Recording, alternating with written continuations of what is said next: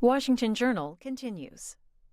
Joining us is Representative Val Demings. She serves the 10th District of Florida. She was also the former Orlando Police Chief from 2007 to 2011 and a member of the Homeland Security and Judiciary Committees. Good morning. Good morning. One of the other activities you find yourself in is dealing with election security, a specific committee set up to do that. Tell us about the committee and its purpose. That's absolutely correct. Well, I'm honored to be here, and as a freshman member of Congress, was selected to serve on the Election Security Task Force. We know, I think all of America knows, that Russia interfered with our election last year, the 2016 election. And so this task force was created to, once we received that intelligence and were at least sure about that, the task force was created to look at putting process in place to prevent it from happening again, to harden our elections equipment, to prepare for the future, and to really reassure the voters that their election or their vote would count. And so when it comes to the work of the committee, a new finding, a report on that, what did you find as far as the actual security systems are in place? We found that Russia targeted 21 states, including Florida. And while there's no indication that their activity actually swayed the election one way or another, what we can be sure of is that they certainly attempted to influence and that they will be back. And so the recommendations coming out of the committee, we created the Election Security Act, which says that federal government needs to provide funding to state election officials so they can upgrade their systems. In 42 out of 50 states, the elections equipment is 10 years or older. And when you think about technology and how it's ever changing, that's really not acceptable. And we also found out that even though we're living in this technological age and this digital age, that paper ballots are still the most reliable. When data is lost, sometimes you can retrieve it, sometimes you cannot. But with that paper ballot, although all efforts or all discussions have been to move away from the paper ballot, it is still the most reliable. Secondly, we need to make sure that we do post-election audits. And the only way to verify that the information is correct is to actually hand count those paper ballots. Also, we'd like to see a 911 style commission established to really help to set standards and guidelines for state election officials to equipment, to make sure that vendors take an active role in securing their systems, to make sure that there is funding for state elections officials to have IT support so they can constantly do upgrades that are needed. And so we have a long way to go, but I believe that we're off to a good start as we are going into the midterms elections and beyond. We're going to continue on in our conversation, but if you want to ask our guests questions, it's 202-748-8000 for Democrats, 202-748-8001 for Republicans, and Independents, 202-748-8002. And you can tweet us at CSPAN WJ. Do you get a sense that across the 50 states, is there a move away from electronic voting machines and more to an actual paper machine? Well, what we found is that I think there are, look, for the most part, our state elections officials are doing a great job.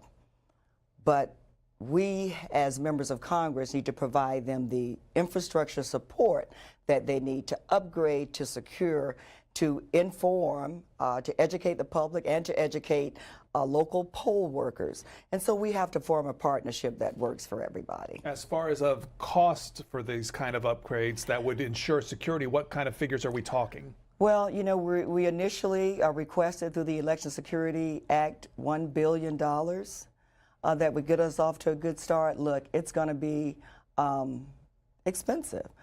But it's about national security. And I would hope that most people do understand that protecting our electoral process is directly tied to our national security. You also identified, according to your task force, Russia you mentioned, but also North Korea, Iran, and China North also Korea, involved in this. Iran, and China. And we've got to be proactive. You know, as a police chief, before I joined the police department, when you think about law enforcement, we used to wait for crime to happen, and then we would respond. But we all learned that it's better to be proactive. We know that there are foreign powers out there, and every day they wake up thinking about how they can hurt America our Americans, how they can destroy our democracy.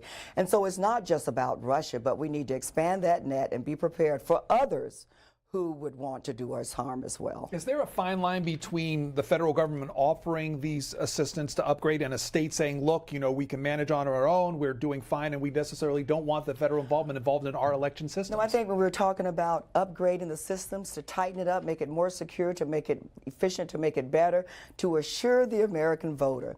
Voting, I believe, is one of the last equalizers.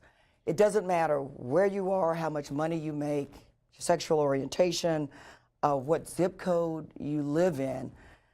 We have to assure the American public that every vote counts.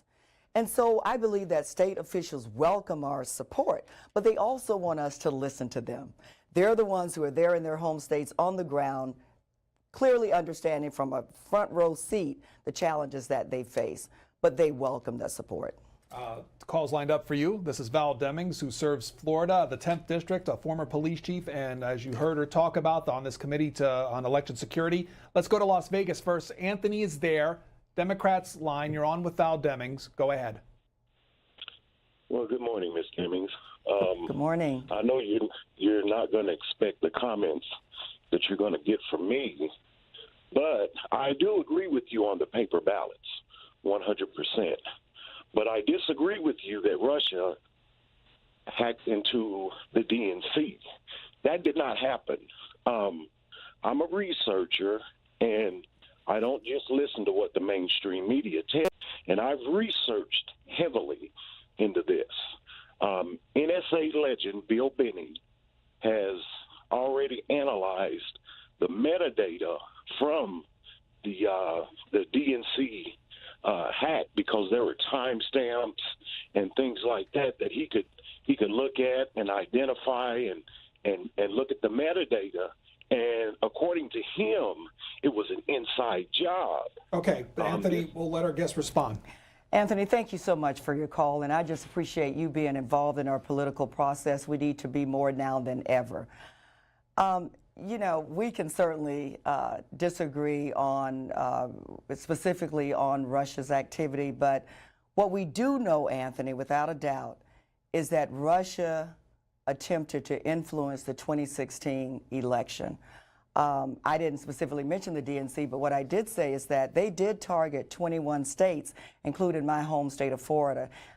And I believe we all have an obligation, and I think we all want an election system that is secure, that will allow every vote to count, and so that every American living in this country will be heard. Thank you, Anthony. Here is Santos from Sterling, Illinois, Republican line. Good morning, Pedro. Morning, Ms. Demings. Good morning.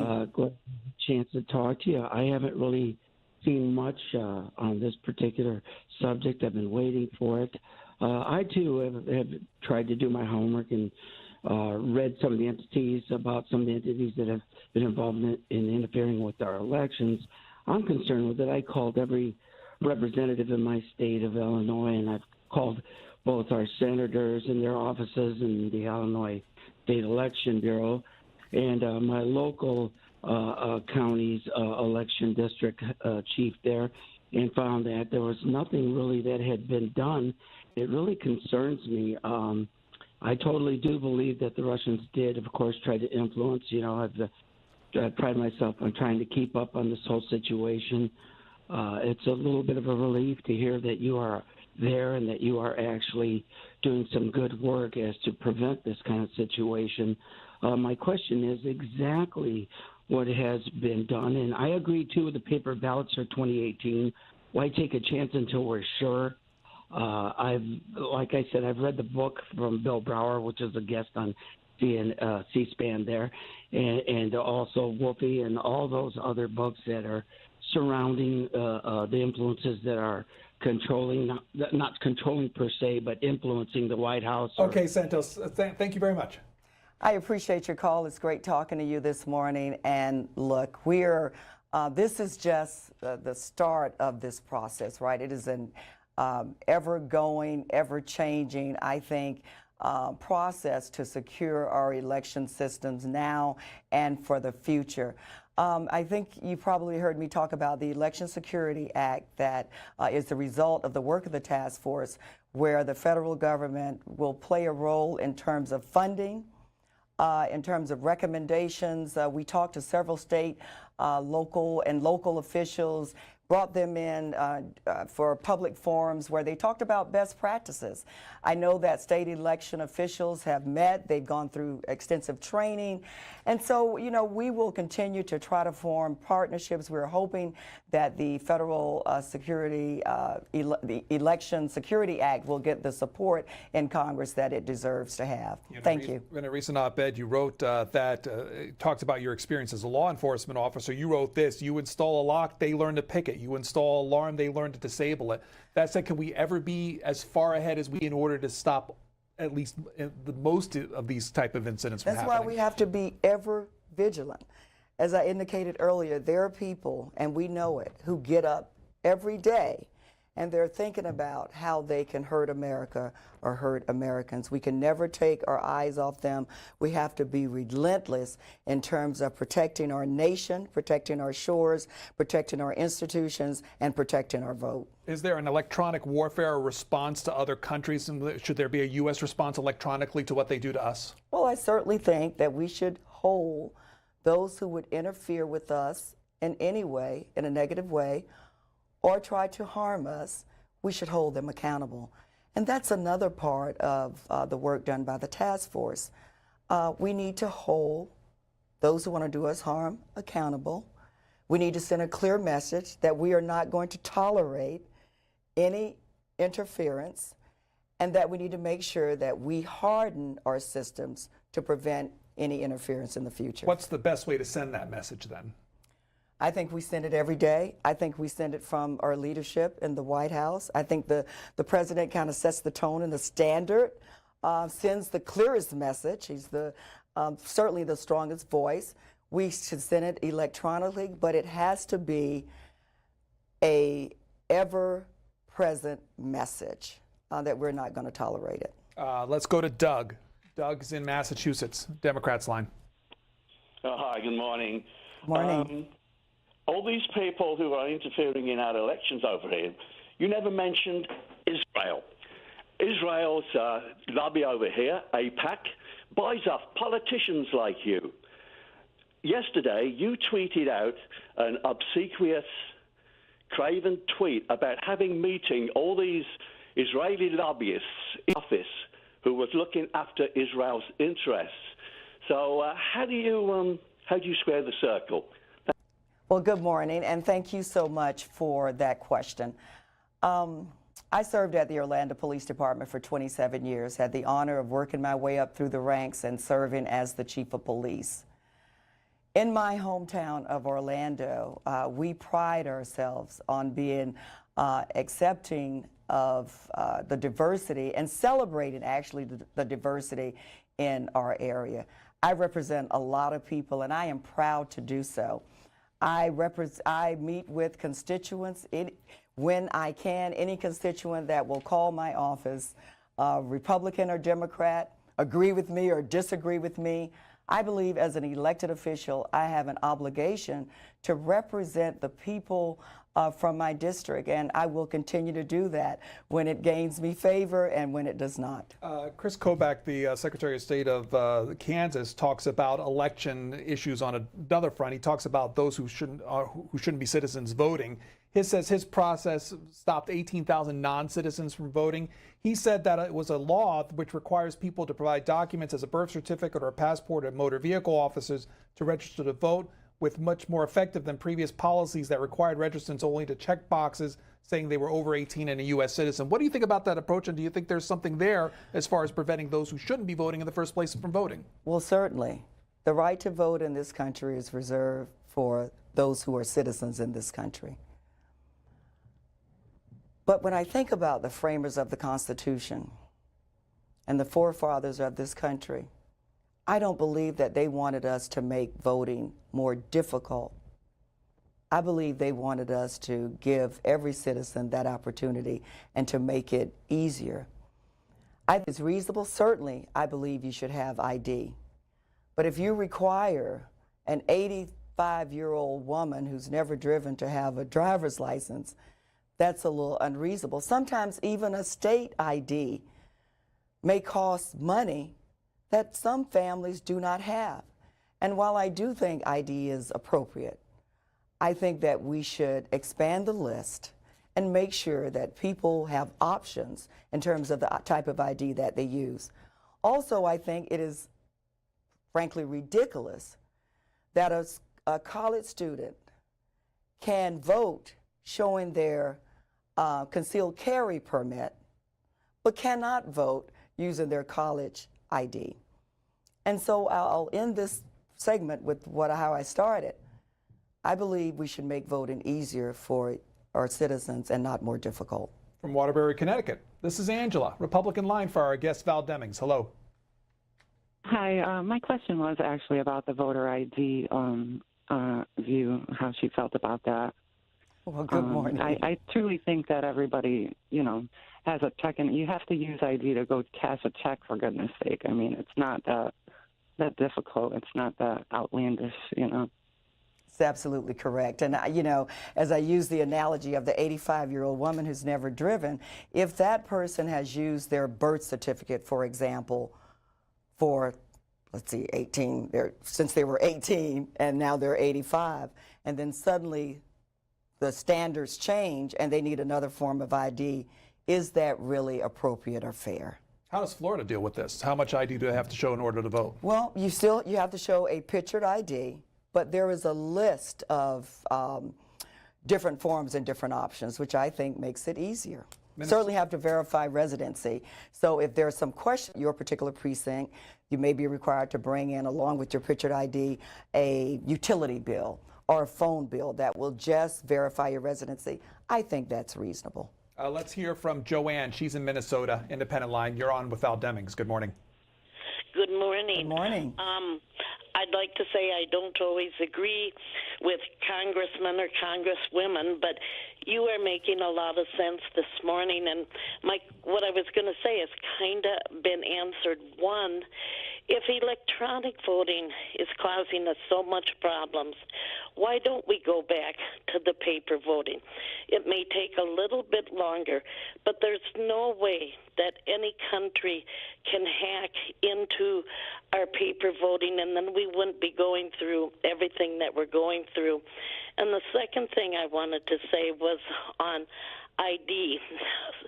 I feel everybody should have, throughout the United States, a photo ID or an ID that proves that they are a citizen. I hear the argument that, well, it's trying to make it so minorities cannot vote. No, we have to have an ID to drive a car, to get insurance, to go to the hospital. And we have 4 years. They say, well, we don't have enough time. Well, in between elections, there's 4 years. And even for like an 85-year-old woman, as you use the example, she has to have a relative or a friend. And it doesn't have to be a driver's license, but there needs to be some valid thing that proves that they are a citizen. They say in some states that driver's licenses are just given to illegal immigrants so that they can vote. And Gotcha. they can Joanne, we'll let it there, and then we'll let our guests respond. Joanne, thank you so much for your call. And I'll go back to the paper ballot issue. I mean, you're absolutely correct. It's about protecting the integrity of our elections process and making sure that, as I said earlier, regardless of who you are, where you live, how much money you have in the bank, that your vote matters and counts. The most effective way, a reliable way to do that, is to have a paper ballot system. And Joanne, I clearly agree with you in terms of you have to have some form of ID. Sometimes it is a little bit more challenging. You know, I heard your comment about they have to have a family member or a friend. Sometimes it's more challenging for some than others, but I think we have an obligation, certainly as elected officials, members of Congress, down to our local communities, to make sure that we sit down around the table and develop a process that works for all Americans. Thank you. Demings, as a former Orlando police chief, I want to talk to you a little bit about the school shootings that we've heard all across the nation, particularly what happened in Florida a few weeks ago. From your experience, what's the most effective way of preventing these type of things from happening? Well, that's an extremely difficult subject for me, simply because 27 years in law enforcement, I've responded to my share of gun-related deaths, and the overwhelming majority of them involved young people who should not have lost their lives in the way that they did.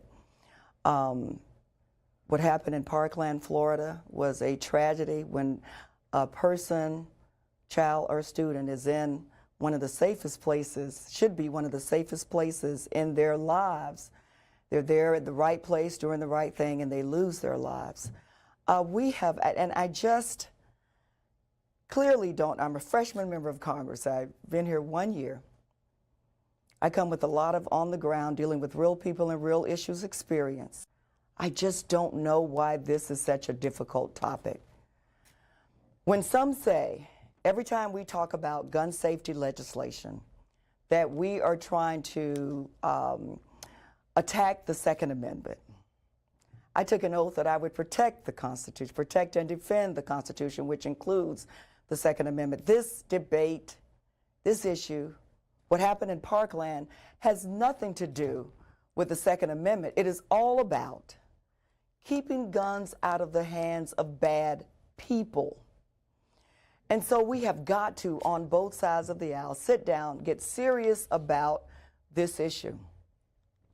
We've got to put laws in place. When we talk about universal background checks, and one of my callers said it this morning, about you've got to have an ID, some type of document to drive a car, some to operate machinery. What is the resistance to every person that wants to use a gun? See, the challenge is we know there are a lot of responsible gun owners who use their weapon in the right way. But unfortunately, there are too many gun owners who want to use their weapons in the wrong way, as we've seen. What is so unreasonable about requiring that everyone who purchased that weapon has a background check, an extensive background check? I believe there should be strong bipartisan support for that. You also are a co-sponsor of the Gun Violence Restraining Order Act, That's and that would correct. establish or give states grants to establish red flag laws. Are That's there right. concerns about how these red flag, what criteria goes into establishing what could possibly get a gun taken away from a person? When we think about, I said earlier, let's be proactive. Let's try to prevent crime from happening, the interference from happening in the first place. Let's try to prevent the crime from happening in the first place. And the best way to do that, I believe, is to arm family members with information and laws that they can use to give law enforcement additional tools that they can use, that when the red flag first presents itself, in the Gun Violence Restraining Order, for example, which I'm proud to be a co-sponsor, it gives family members the opportunity, once they exhibit or witness questionable behavior from a loved one, and chances are when a person is acting out, just like our shooter in Parkland, family members have seen it long before it presents itself in a public setting. But it gives them the opportunity to go to the courts, to apply for a gun violence restraining order, just like a domestic violence victim or potential victim could apply for a restraining order. And they get that, once that order is granted, then law enforcement can go and retrieve the weapons in the home temporarily until it plays out, the process plays out in the courts. It's about protecting the individual. And I think that's a good piece of legislation. The President, when talking about this issue, particularly addressed the school resource officer that was outside. His quote was saying that he didn't have the courage. Talk to that from your perspective about the actions of the school resource officer, and did he do the right thing, wrong thing? What goes into the thinking when making the decision whether to go into school or not in that situation? Well, and let me say this, as a 27-year law enforcement officer who has gone through active shooter training, I know that there is an investigation that is going, an internal investigation in that agency. The agency's question will be, did the deputy violate their internal policy? When I saw the policy from the Broward County Sheriff's Office, it said that if you were there, basically, and I'm going to paraphrase this, if you were there alone, you may enter. Broward County, Sheriff Israel and the Broward County Sheriff's Office has an obligation to do an internal investigation, review everything from the information from the moment the deputy received the information and what he did or didn't do to that point, and then make a determination whether the deputy violated policy. And so in the spirit of fundamental fairness, I'm going to reserve my comments, but I would hope that you would invite me back on the show once that investigation is complete. Some had called for Sheriff Israel's removal. You don't see that, or do you see that? What I do see is that this is a tragedy. 17 people died. I believe there could have been steps that were taking place long before that day to prevent it. It's a horrible situation. I think we should step back, take a deep breath, let the investigation run its course.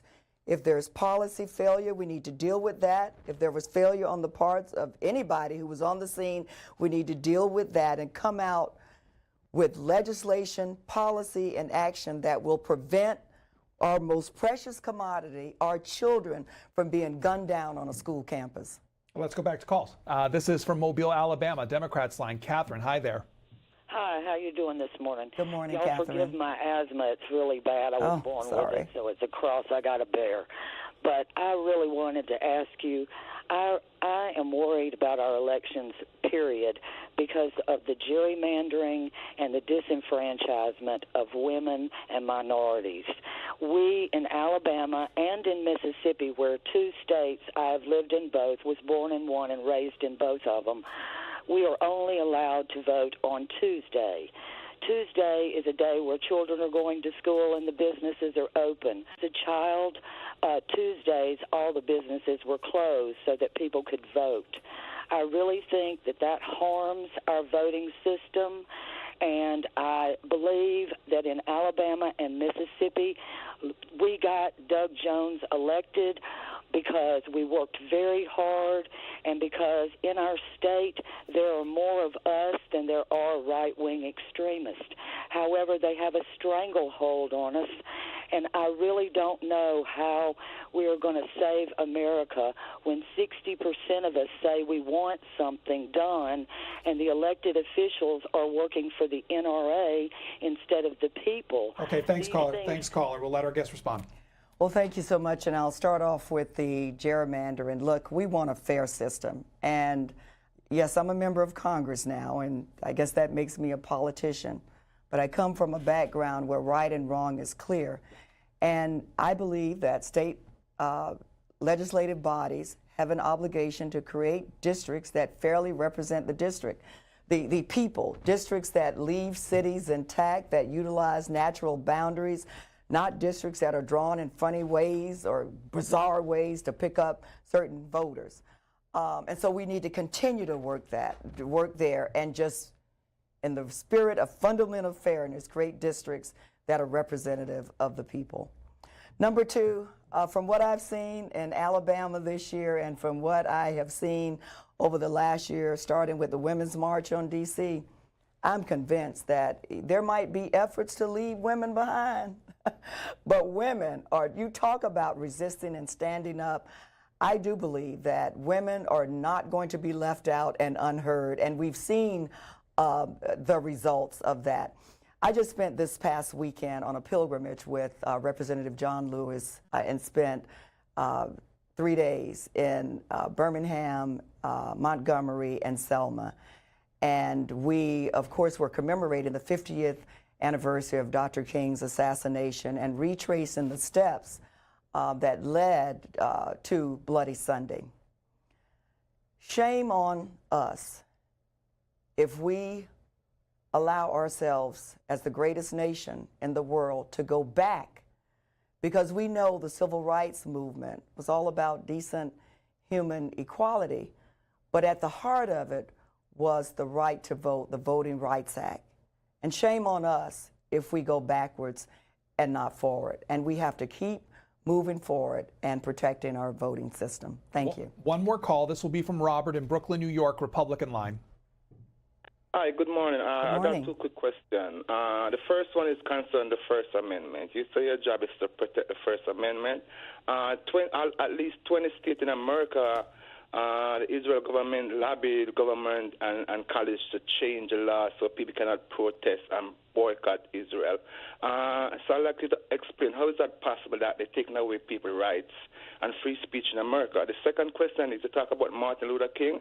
Before Martin Luther King died, the Israel government was actually spying on Martin Luther King. The FBI even suggested to him. So could you explain how is that possible that Israel government... Okay, got your call. Okay. I've taken 3 oaths in my life, 2 as a police officer and 1 now as a member of Congress. And I take my oaths very, very seriously to protect and defend.